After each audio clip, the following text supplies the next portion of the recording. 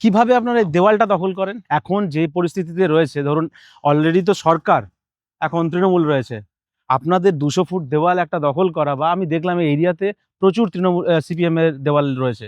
কিভাবে আপনারা ১ম পান এই দেওয়ালগুলো? আপনি যখন এই রাস্তা দিয়ে বেরোবেন পৌরসভা পাবেন, এরপরেই পৌরসভা শুরু হয়।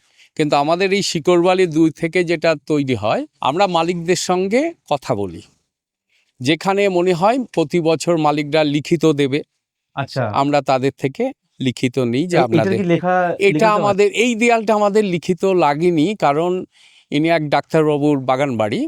এটা আমি বললাম আমি ৮৩ সাল থেকে আছি, আমাদের সিনিয়ররা লিখে আসেন, তার মানে দেখতে দেখতে ৪৩ বছর এটাকে আমি দেখে এলাম, আমরা লিখে যাচ্ছি, কোথাও অসুবিধা হয়নি। তার আগে সিনিয়ররা লিখতো কিনা সেটা আমার জানা নেই।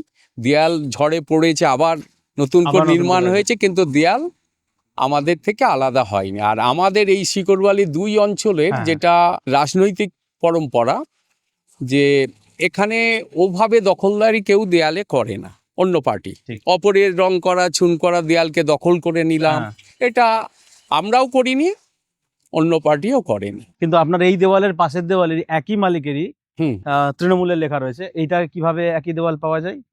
ও তৃণমূল আমাদের থেকে। ওরাও মালিক থেকে বলে নিয়েছি। আর আপনি বললেন প্রত্যেকটা বাড়িতে। কিন্তু যখন আপনি পৌরতে যাবেন, হ্যাঁ। দেখবেন ওখানে একটা দখলদারি চলছে যে অপরকে লিখতে দেব না। ঠিক, ঠিক। একটু পরেই পেরোবেন পৌরসভায়, এটা মানে অপরকে মুছে রেখে দেব না, এই একটা ওদের দখলদারির মানসিকতা আছে। আমাদের অন্তত এই অঞ্চলে এটা নেই।